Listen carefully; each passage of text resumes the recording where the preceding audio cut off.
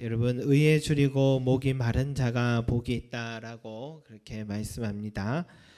그들은 배부르게 되는 축복이 있을 것이다 라는 오늘 주님의 선언이셨습니다. 여러분 우리가 살아가면서 항상 이 갈증과 배고픔의 문제를 해결하려고 많은 애를 쓰고 살아갑니다. 이것이 채워지면은 안정감을 얻는데 이것이 채워지지 않으면 불안하고 염려하고 또 근심에 또 쌓이게 되는 거죠. 그래서 어느 작가 김훈이라는 작가가 에세이 이런 글을 쓴 적이 있었습니다. 전기밥통 속에서 밥이 익어가는 그 평화롭고 비린 향기에 나는 한평생 목이 메었다. 이 비애가 가족들을 한 울타리 안으로 불러 모으고 사람들을 거리로 내몰아 밥을 벌게 한다. 밥에는 대책이 없다.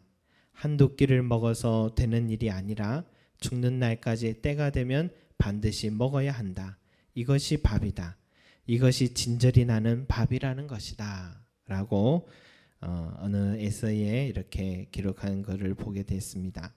여러분 이 작가가 말한 것처럼 우리가 한번 먹고 나면 오랫동안 채워지면 좋겠지만 돌아서면 점심을 채워야 되고 또 돌아서면 저녁 창거리를 걱정해야 되는 이 일상이 존재하는 한 우리 인간의 불안은 끊이지 않을 것입니다. 그 불안이 그 배고픔이 우리를 길거리로 또 나가 일하게 만들 것입니다. 여러분 어디 몸의 일만 그렇습니까? 우리 정신의 세계는 또 얼마나 허기집니까?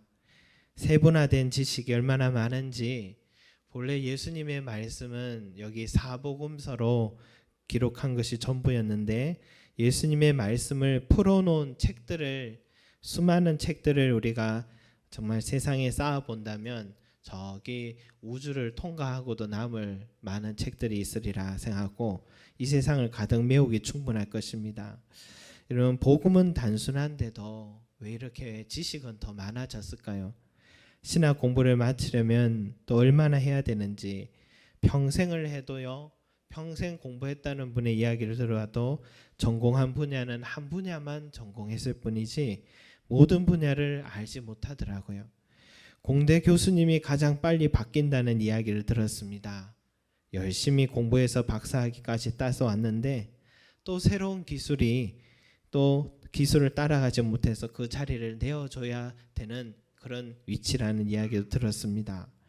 또 새로운 기술이 또 얼마나 발달했는지 요즘 우리가 햄버거 집을 가봐도 또 햄버거 주문을 이제는 기계로 신청을 합니다. 기계로 버튼을 눌러서 다 신청하는데 그 본래 그 일은 사람이 하던 일이었는데 점점 지식과 기술의 세계에 이 뒤처지고 있는 그 인간의 그 소외감, 소외될 것 같은 두려움, 불안함 이것으로 항상 배고픔을 우리는 그래서 지식에 대한 배고픔을 늘 느끼고 있는 겁니다.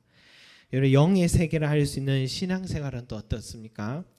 처음 교회 오면 주일 예배 한 번 드리면 될 것 같았는데 주중에도 와야 할 것 같죠. 수요 예배도 와야 될 것 같고 금요일 기도에도 와야 될 것 같고 목요 제자 훈련도 와야 될 것 같습니다. 주중에만 나와도 되겠습니까? 목사는 매일 성경 읽으라 하지 기도하라고 하지 또 성경 읽고 기도의 생활하면 또 채워지겠습니까? 더 정성을 쏟아야 될 것 같아서 매일 밤마다 새벽마다 또 기도해야 된다고 교회에 나오라고 하죠. 여러분 저의 경험을 말씀드린다면 목사인 저는 그 모든 것을 직업 정신으로 지금 하고 있지 않습니까? 그런데 그렇게 했는데 저는 어떻느냐? 그래 해도 배고픕니다. 그래 해도 허기집니다. 여러분 채워지지가 않습니다. 유대인들은 하루 3번 기도한답니다. 성전에 나와서. 그렇게 하는데 한 번은 그렇게 해도 그 사람들은 여전히 배고픈 것 같아요. 한 번은 선배 목사님이 그런 얘기 하더라고요. 목사는 평생 40일 금식을 한 3번은 해야 돼. 그런 이야기를 하십니다. 얼마나 무서웠는지 모릅니다. 여러분 그렇게 한다고 배부를까요? 성경 몇백 독 몇천 독 한다고 배부를까요? 예전에 제가 대학 시절 때 생각나는데 어느 동아리에 가니까 한 선배가 자기는 성경을 한 200독을 했답니다. 그 동아리에서. 근데 오늘 오시는 분은 2000독을 하신답니다. 2000독을 하신 분은 누굴까 해서 보니까 하얀 도복을 입고 오시더라고요. 옆에는 수많은 여인들을 끌고 오는데 알고 보니까 그 JMS 정명석이라는 이단이었습니다. 여러분, 그렇게 성경을 많이 읽어도 잘못된 길로 빠지고 이단에 빠지는 모습을 보면서 영적인 세계도 끊이지 않는 허기짐이 있다는 것을 알게 됩니다. 매일 밤마다 충전기를 찾아서 핸드폰 배터리를 채우는 것처럼, 그걸 하지 않으면 마치 큰일이 난 것처럼 생각하는 현대인들의 그 모습이 우리는 죽기 전까지 이게 배고픔을 달랠 길을 찾지 못해 살아가는 우리의 모습과 다르지 않은 것 같습니다. 그런 채워도 만족하지 못하고 여전히 허기짐을 느끼는 우리들에게 오늘 예수님이 이렇게 말씀하시죠. 의에 목마른 자는 복이 있나니 그들이 배부를 것이며 라고 말씀하셨습니다. 의에 줄이고 목마른 자는 복이 있다. 그들이 배부를 것이다. 라고 허기진 세상을 살아가는 우리들에게 배부를 수 있는 방법을 말씀해 주셨습니다. 예수님이 우리에게 배부를 것이다 라고 했을 때는 어떤 것이냐? 영과 혼과 지식과 육, 이 모두가 지속적으로 만족을 얻게 된다는 것을 말씀하신 것입니다. 왜냐하면 지금 눈앞에 있는 그 사람들의 눈빛은 어느 특정 부분에 만족시키고 일시적인 만족을 필요로 하는 사람들이 아닙니다. 그들에게 필요한 것은 전인적인 배고픔을 느꼈고 전인적인 배부름이 필요하고 그걸 채우기를 바라서 찾아왔던 사람이죠. 우리가 돈이 많은 사람들을 보면 행복할 것 같은데 가까이서 가보면 또 어디선가 불안함과 여전히 허기짐을 느끼고 있는 걸 봅니다. 친구와 인기 명예가 많으면 만족할 것 같은데 그런 사람들도 가까이 가보면 그들만의 고독이 있더라고요. 연예인들 보면, 정치인들 우리 보잖아요. 사람들이 인기가 많은데 대중들에게 또 다가가지도 못합니다. 늘 밤에만 다닙니다. 집에도 화려한 것은 집 생활 말고는 할 수 있는 것이 없으니까 그런 장소를 마련하는 것 같습니다. 우울증에, 인기가 떨어질까봐 염려병에, 동료에 대한 질투에, 또 거기다가 생활고까지. 그래서 늘 불안하고 돈 좀 벌면 건물을 사들이려고 하는 것은 다 그런 마음인 것 같습니다. 사람들에게 인기가 있으면 행복할 것 같아도 만족이 되지 않는가 봅니다. 또 다른 그늘진 면이 존재합니다. 물질도 없고 사람들과의 관계도 하지 않고 신앙생활만 잘한다는 사람들, 여러분 보면 그런 생활도 균형감을 잃어서 어딘가 모르게 결핍을 지는 신자임을 또 보게 됩니다. 예수님이 배부를 것이라고 했던 것은요, 또 다른 결핍을 초래하는 부분적인 만족을 말씀하지 않았습니다. 영적으로, 육적으로, 물질적으로, 사회적으로 전 영역이 만족해 될 것이고 배부를 것이라고 예수님은 말씀하신 것입니다. 예수님이 이 땅에 오신 목적은요, 지금 눈앞에 있는 바로 그 사람들, 그리고 저와 여러분들 같은 현실에 발을 딛고 매 순간마다 줄이고 목마름 속에 살아가는 바로 그들에게 위로하시려고 채워주시기 위해서 이 땅에 오셨습니다. 좋은 예로 우리가 예수님이 부활하셨을 때에 또 밤새도록 고기잡이 허탕한 제자들에게 찾아오셨지요. 그리고 그들에게 하신 말씀은 얘들아 배오른편에 그물을 던져봐라 했더니 153마리의 물고기를 잡게 하셨지요. 그리고 밤새 허기진 배를 채워주기 위해 생선을 직접 굽고 아침상을 차려서 먹여주셨죠. 그리고 내가 나를 사랑하느냐 하시며 관계 회복과 사명을 부어주셔서 삶의 목적을 가진 존재임을 다시 알게 해주셨습니다. 이런 물질적인, 육적인 필요를 채워주실 뿐만이 아니라 인격적인 관계, 깨진 상태에 있는 자에게 다가가서 사회적인 필요도 채워주셨고 또다시 하나님의 일을 맡겨주심으로 영적인 필요도 채워주시는 주님이셨습니다. 여러분, 이 사건만 그렇습니까? 예수님의 사복음서를 우리가 보면 예수님이 가시는 곳마다 치유하셨고 또 너의 존재가 가치 있다며 위로하셨고 배고픈 자들에게 먹여주시는 사역들이 기록된 것이 사복음서입니다. 이것이 예수님이 이 땅에 저와 여러분들에게 찾아온 목적이라는 것입니다. 왜냐? 저와 여러분들은 줄이고 목마른 자들이기 때문입니다. 채우려고 했었지만 우리는 채우지 못하는 바로 그런 한계를 가진 존재이기에 주님이 이 땅에 채워주시기에 오신 것입니다. 그런데 여러분, 의에 줄이고 목마른 자다 할 때에 의란 도대체 뭘길래 주님께서 의에 줄이고 목마른 자라고 말씀하셨을까? 여러분, 의, 우리가 보통 안중근, 윤봉길과 같은 사람을 의사라고 하지 않습니까? 의사라고 하는데 나라와 민족을 위해 한가하다가 의롭게 죽은 사람을 또 의롭게 죽었다고 의사라고 그렇게 우리가 하지 않습니까? 그런데 안중근 의사 어머니 그 조마리아 여사가 그 안중근 의사에게 마지막 편지에 이렇게 적어서 보냈습니다. 내가 만약 늙은 어미보다 먼저 죽은 것을 불효라 생각한다면 이 어미는 웃음거리가 될 것이다. 너의 죽음은 너 한 사람 것이 아니라 조선인 전체의 공분을 짊어지고 있는 것이다. 내가 항소를 한다면 그것은 일제의 목숨을 구걸하는 짓이다. 내가 나라를 위해 이에 이른즉 딴 마음 먹지 말고 죽어라. 옳은 일을 하고 받은 형이니 비겁하게 삶을 구하지 말고 대의에 죽는 것이 어미에 대한 효도이다. 아마도 이 편지는 이 어미가 너에게 쓰는 마지막 편지가 될 것이다. 여기에 너의 수의를 지어 보내니 이 옷을 입고 가거라. 어미는 현세에서 너와 재회하기를 기대치 않으니 다음 세상에서는 반드시 선량한 천부의 아들이 되어 이 세상에 나오너라 하고 이렇게 편지를 썼습니다. 여러분, 부모가 살아계신데 스스로 죽음을 선택하는 것은 의가 아니죠. 선한 일이 아니잖아요. 그러나 항상 그런 것만도 아니라는 것을 이 어머니의 편지를 통해서 알 수 있죠. 조 마리아 여사의 편지를 보면 더 큰 뜻, 즉 나라와 민족을 위해 먼저 죽는 것이 의가 될 수도 있다라는 것을 말하고 있는 겁니다.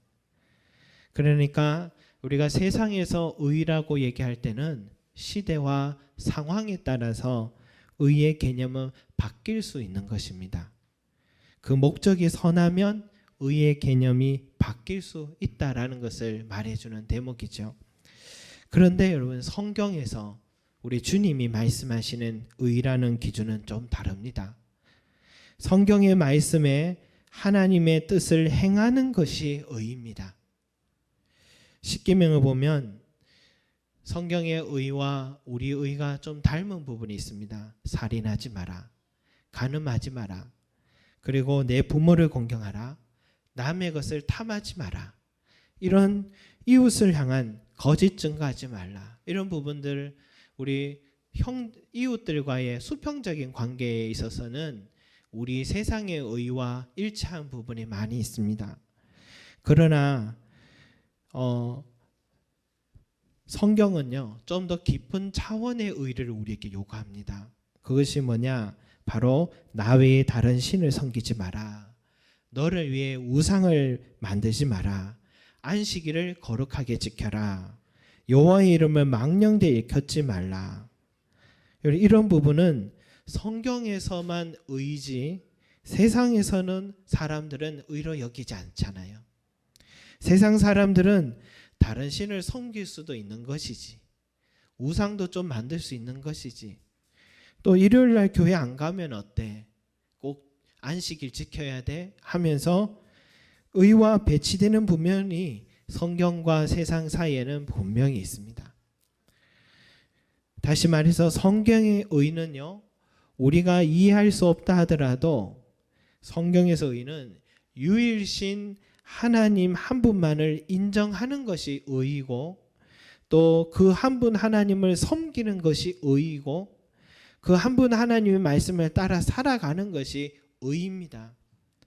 즉 하나님과 나와의 관계가 잘 회복되는 것이 의이고, 그런 회복의 관계를 이어가는 사람이 바로 의인입니다. 즉 수직적인 하나님 관계가 잘 형성된 사람만이 이 수평적인 이웃과의 관계를 잘 맺어갈 수 있다고 해서 십계명을 봐도 앞부분에는 수직적인 관계를 말하고 뒤로 가면 이웃과의 관계, 수평적 관계를 말하고 있다는 것을 알게 됩니다. 그래서 십계명을 통해 하나님은 의의 분명한 기준을 먼저 제시하시고 그 다음에는 어떻게 하면 구체적으로 의롭게 살아가느냐를 613가지의 그 계명으로 율법으로 하나님께서 하나하나 가르쳐 주셨습니다. 생육하고 번성해라, 유월절을 지켜라, 할례를 받아라, 나그네를 학대하지 마라, 가난한 사람의 송사라고 해서 무시하지 마라 하는 613가지의 법을 성경 구약 성경에 구체적으로 하나님이 다 기록해 주셨습니다. 이 모든 게 다 의로운 자가 되기 위한 구체적인 지침이거든요. 이제는 이것이 있으면 기준이 있으니까 우리가 의인이 되는 데는 문제였습니다. 그런데 이상합니다. 유대인들은 이 법을 지키면 지키려고 할수록 자꾸만 그 속은 더 허기져 가고 있습니다. 갈증을 느낍니다. 의를 행하면 의를 지키면 만족함이 있어야 되는데 의의 갈증을 더 많이 느낍니다. 우리도 교회 생활을 하면 할수록 내 안에 갈증을 느낄 때가 있지 않습니까? 나는 회의감에 찾아오지 않습니까? 내적인 허기짐과 갈증을 느낄 때가 있잖아요. 우리 이스라엘 백성들이 그와 같았다는 겁니다. 예수님 눈앞에 찾아온 사람들이 지금 그와 같은 사람들입니다. 그들 모두 다 종교생활 하는 사람들입니다. 우리보다 어쩌면 그 이상으로 신앙생활 잘하는 사람들입니다. 유대교에 속했고 율법에 따라 생활하려고 어기지 않을 노력했습니다. 종교 생활을 하려면 할수록 이상하게 여전히 내 마음속에는 영생을 얻지 못할 것이라는 불안감이 그들을 더 엄습해 오고 있는 것입니다. 율법을 지키면 지킬수록 내 자신의 의지가 약해서 율법을 지키지 못하는 내 모습을 자꾸만 더 보게 됩니다. 자꾸만 죄책감이 더 커져가고 하나님과의 관계는 더 멀어지고 있는 것입니다. 그래서 율법은 나를 죄인으로 자꾸만 정죄하기 시작하는 겁니다. 아니 의롭게 되려고 율법을 지키려고 했는데 의로워지기보다는 자꾸만 죄인이 되는 내 모습, 이것이 이스라엘 백성들이나 이방인들이나 동일한 문제였죠. 율법을 아는 사람은 율법 때문에 내가 죄인됨을 알게 됐고 율법이 없는 사람은 율법을 떠나 살기 때문에 더 죄된 삶을 살았던 것입니다. 그래서 모든 인간은 죄인이고 하나님과의 관계가 회복될 수 없다는 것을 알게 되고 모두 사망에 이르게 되는 것입니다. 결론은 우리 인간은 의로워질 수 없고 의로워질 수 없기 때문에 사망에 이를 수밖에 없던 것입니다. 그러니까 얼마나 의에 줄이고 목말랐을까요? 영적인 문제가 해결되지 않은 상태에서 이 방법 저 방법 동원해봐도 내 영혼의 갈증은 도무지 채울 길이 없었던 것입니다. 바로 그때에 생명의 길이 우리 삶에 찾아온 것입니다. 우리 하나님 말씀 로마서 3장 20절 말씀 한번 앞에도 한번 들어봐 주실까요? 앞에 한번 같이 찾지 마시고 한번 앞에 말씀을 통해서 한번 보도록 하겠습니다. 같이 한번 읽겠습니다. 시작. 그러므로 율법의 행위로 그의 앞에 의롭다 하심을 얻을 육체가 없나니 율법으로는 죄를 깨달음이니라. 이제는 율법 외에 하나님의 한 의가 나타났으니 율법과 선지자들에게 증거를 받은 것이라. 아멘.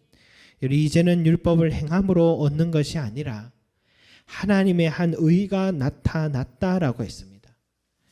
우리가 의로워질 수 있는 새 길이 열렸다라는 뜻입니다.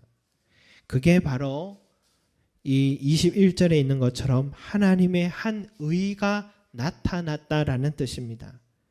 그 하나님의 한 의가 뭐냐? 다음 말씀 한번 들어주십시오. 같이 읽겠습니다. 시작.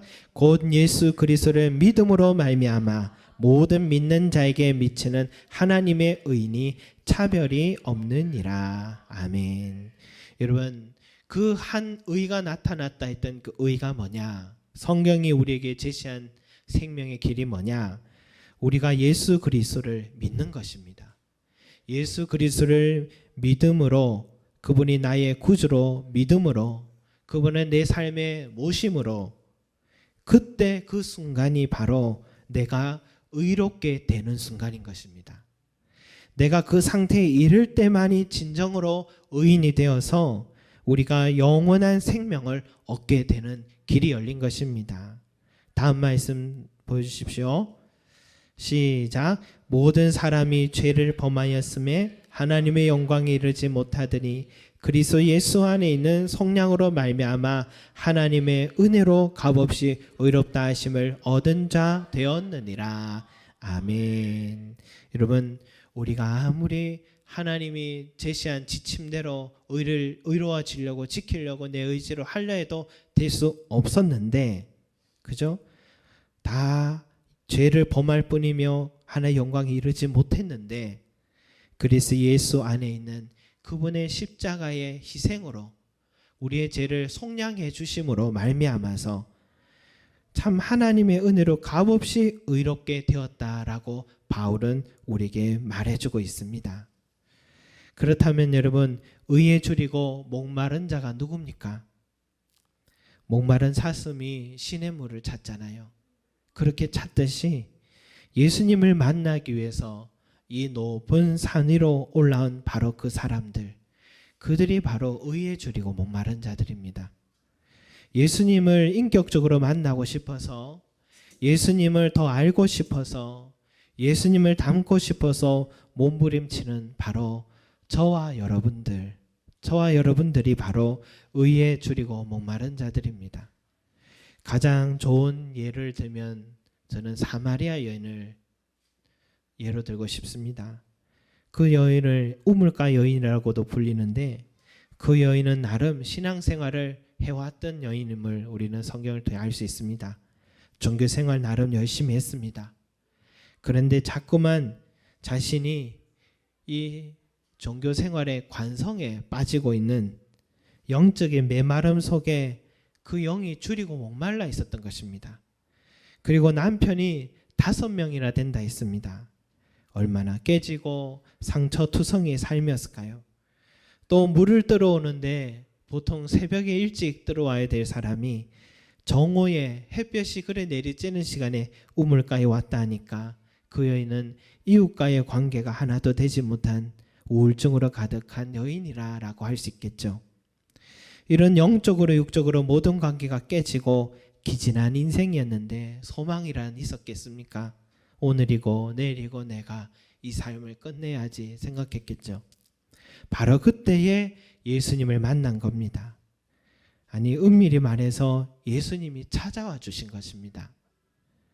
그녀는 억눌렸던 삶의 질문들을 처음 만난 예수님께 쉼없이 던졌고 그의 대답 속에서 빛을 발견했습니다.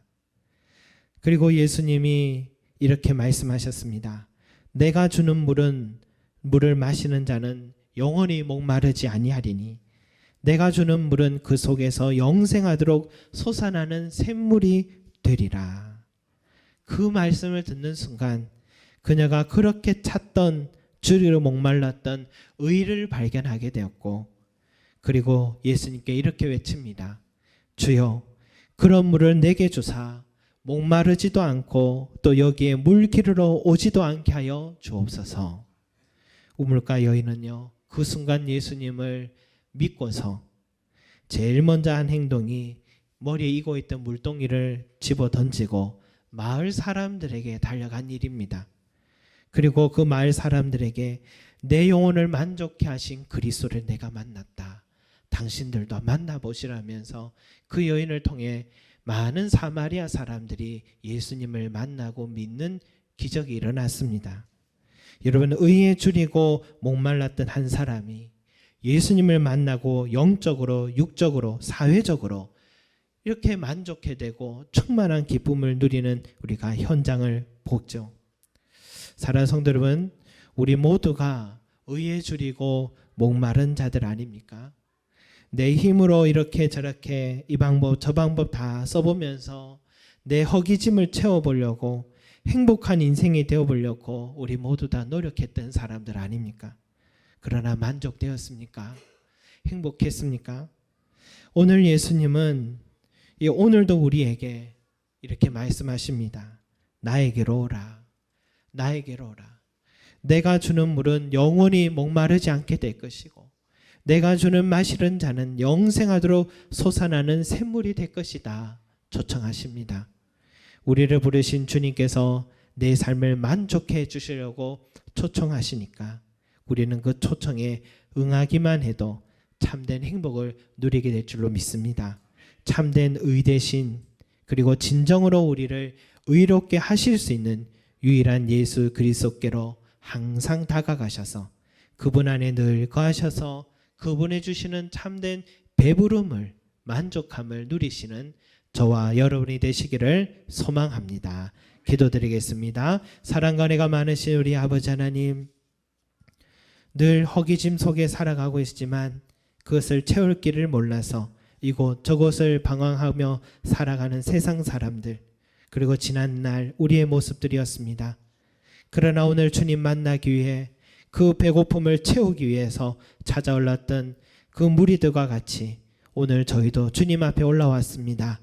주여, 오늘도 주님께서 주시는 만족함을 누리게 하시고 정말 주님이 주시는 생수를 오늘도 받아 마시는 자 되게 하시고 영원히 목마르지 않는 은혜의 역사가 우리 가운데 있게 하여 주시옵소서. 말할 수 없는 아버지 하나님이여, 영적으로 또 정신적으로 육적으로 사회적으로 경제적으로 목마르고 메마름 속에 있는 우리들이지만 오늘 찾아온 우리 한 사람 한 사람들에게 배부른 은혜 주시옵시고 목마르지 않고 또 아버지 하나님이여 줄이지 않는 놀라운 역사를 오늘 우리에게 허락하여 주시옵소서. 우리도 오늘 주님 만나기 위해서 아버지 하나님 주님 찾기 위해서 올라왔습니다. 사슴이 시냇물을 찾듯이 갈급한 마음으로 찾아왔습니다. 주여, 내 삶에 다가와 주시옵시고 만족하여 주시옵소서. 감사드리며 예수님 이름으로 기도드립니다. 아멘.